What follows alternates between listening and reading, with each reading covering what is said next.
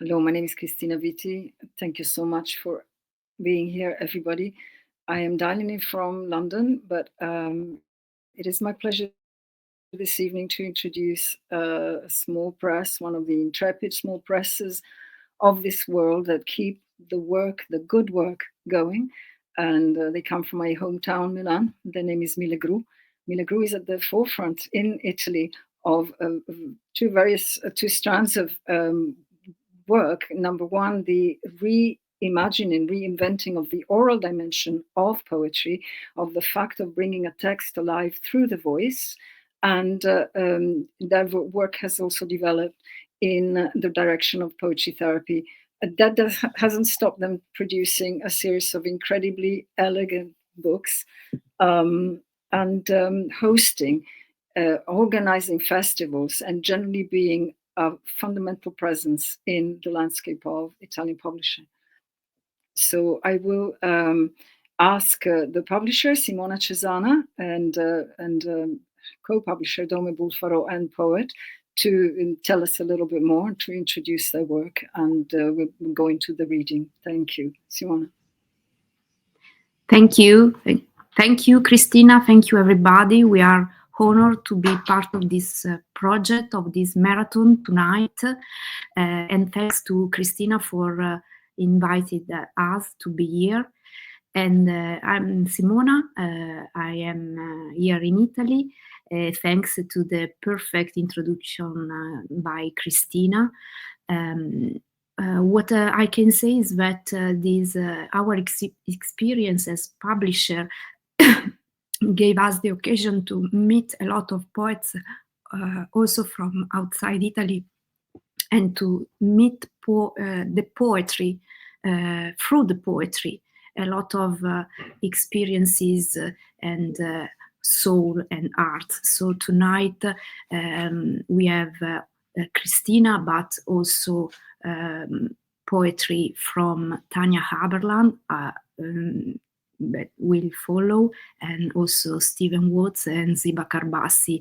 They are some of our authors.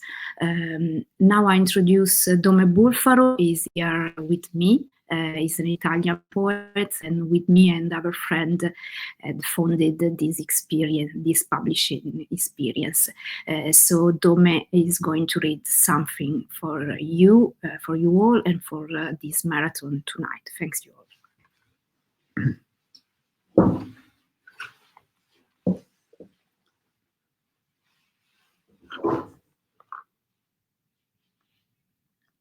Carnificazione. Contatto numero 0.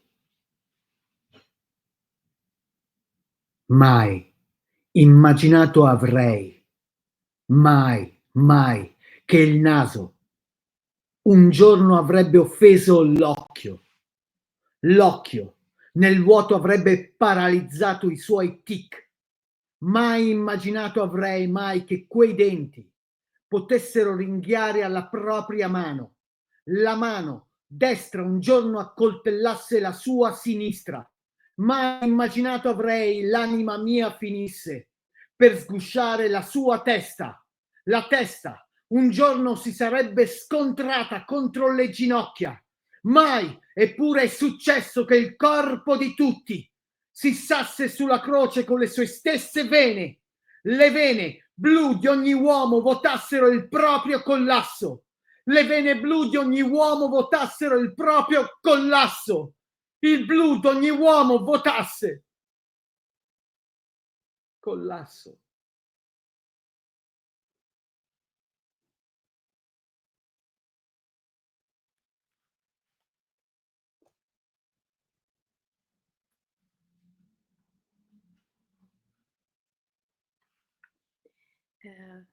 Thanks, Dome. Dome is a performance poet, so he tried to perform also through this monitor.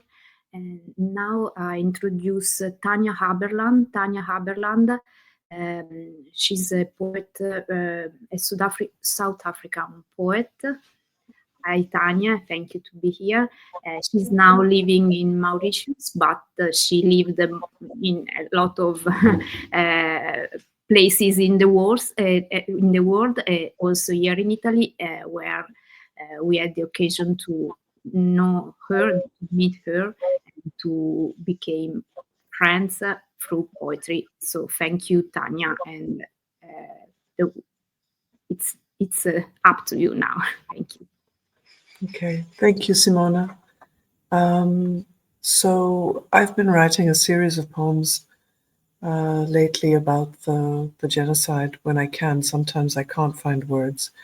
And I thought for tonight I would read the latest one, which is a couple of days old. Come, lie down. Lie down in the meta-lie. Lie down and make your bed in the soft comfort of erased, memory-foamed, fluffy pillowed lies. Stuffed with an abundance of abundance affirmations to greenwash your brain's theta waves into a tsunami of positivity. Meta-narratives are so last year in La La Land.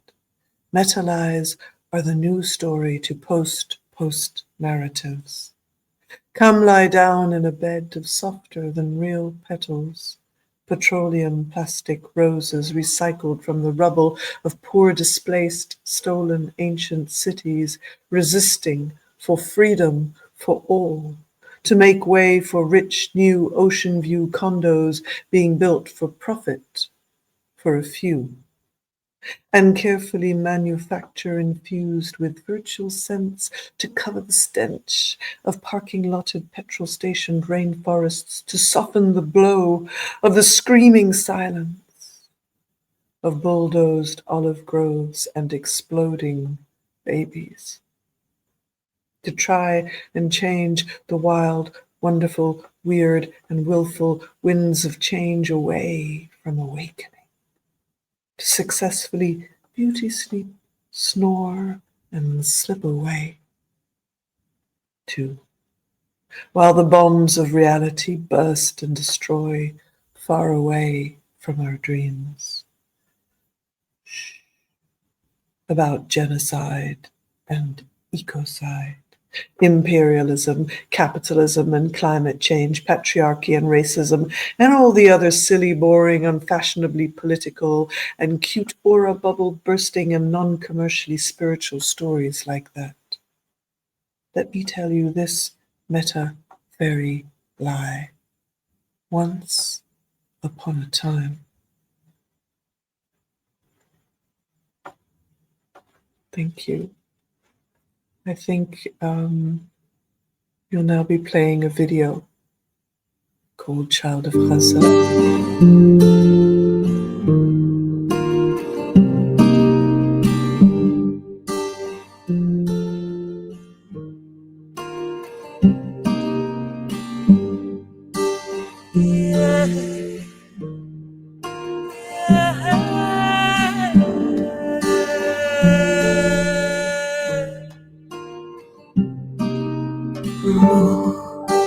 Passer la rivière d'année, Mousouane son fond Gaza,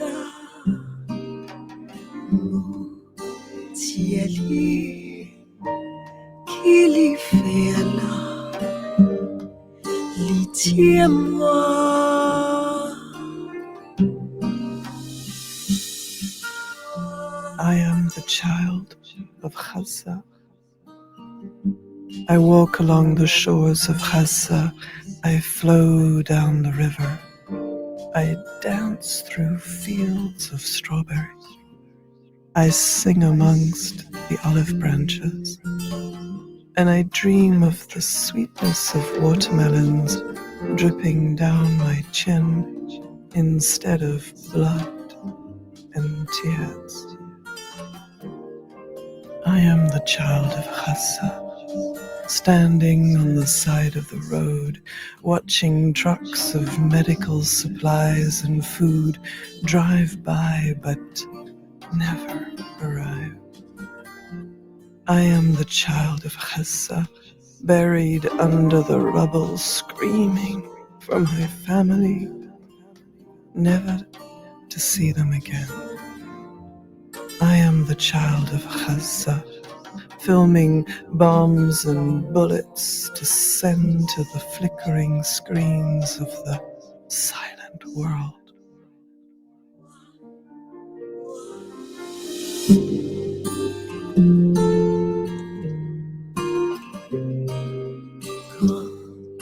Dis-moi qui wap faire à trouver wap fantis la misère et tous enfants qui a pu souffrir parce qui ont saute négresse c'est la guerre.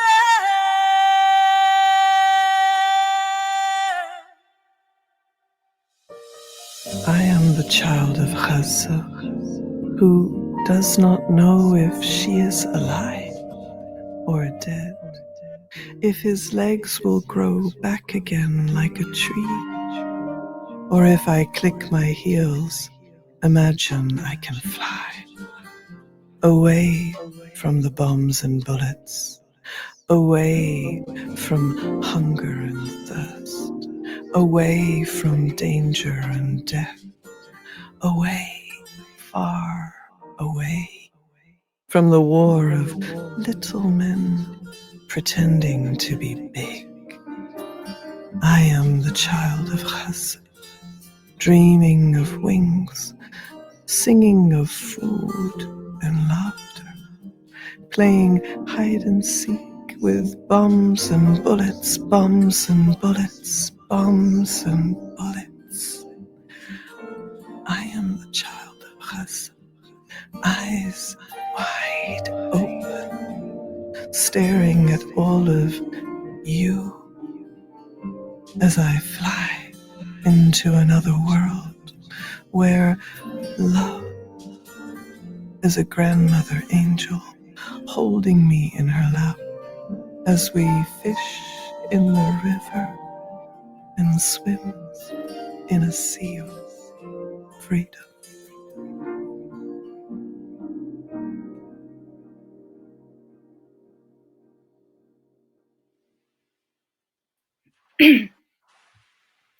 Thank you, Tanya, for this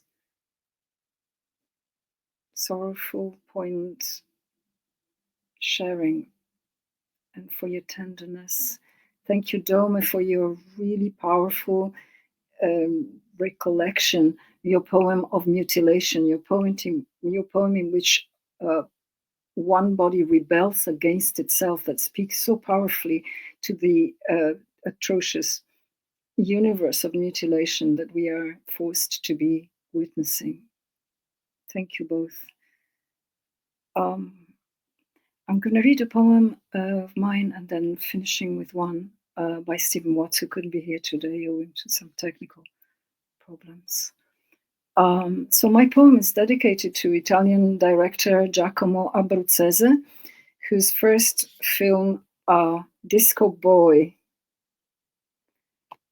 I would heartily recommend to anyone who hasn't seen it, called Ask a Young Man. So this is the budget, 16 billion on defense, 1% nurses pay rise. Ask a young man, 14 hours overtime a week, 80% of your pay on the rent. Ask a young man, sitting in boxes, unpacking boxes in front of boxes. Ask a young man. Facebook, Netflix, Bitcoin, hot chicks. Ask a young man. Scotch and dollar, content blackmail. Ask a young man. Newspapers, skyscrapers, muckrakers. Ask a young man. Crystal meth main lines, asset suicide, Captagon, Pentagon, skunk speed and H. Ask a young man. Tasers and handcuffs, water and mace. Ask a young man. Border pushbacks, bloodstream checkpoints. Ask a young man. They say the love, they say the grace, they say the strength. Where do you find it? They say the smile, they say the peace, they say the wisdom. How do you do it? I say it's easy done. You go right in there and ask a young man, and he says, life don't care for you, mama. It's up to you. Lose all hope, lose all belief, Fight for a young man, that he may stand and rise, that the body of love will tear off the uniform, see through the lies, smash the screen, and look at the young man on the other side, mutilated in his mind. Come that day, tourist resorts built on the bones of the fathers will crumble, aircon malls of corporate bloodshed will tremble and sink in the sewers of dead history, water stolen for bottled sickness or the cooling of their number game will tear down the wall. Come that day, girls will dance with the only brave soldier, a young man who said, I am no soldier. Children will smile as their grandmas bear mountains of food. The scars on the skin of the sky will be healed. Such be the curse of old mothers on those who'd have young men killing young men. Such be their blessing on any and all who say no.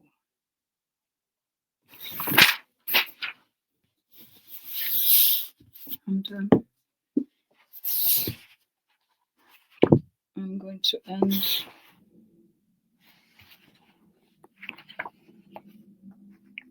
with this poem written by Stephen Watts. It was also published by Meritorious Milagro, and it's inspired by, in turn, by a poem by Jorge Lucena, Uma Pequenina Luz. It's called A Very Little Light. Simply for the breath of staying alive, I should talk to you. Simply to pass some words across a table as bread or oil and not have them die in me or die in you. And as I measure by measure slowly toss the crisp herbs of speech over towards your face, a very little light will come into my eyes. A very little light will glow out at you and enter your eyes and will be returned to me and calm our mouths against duplicity.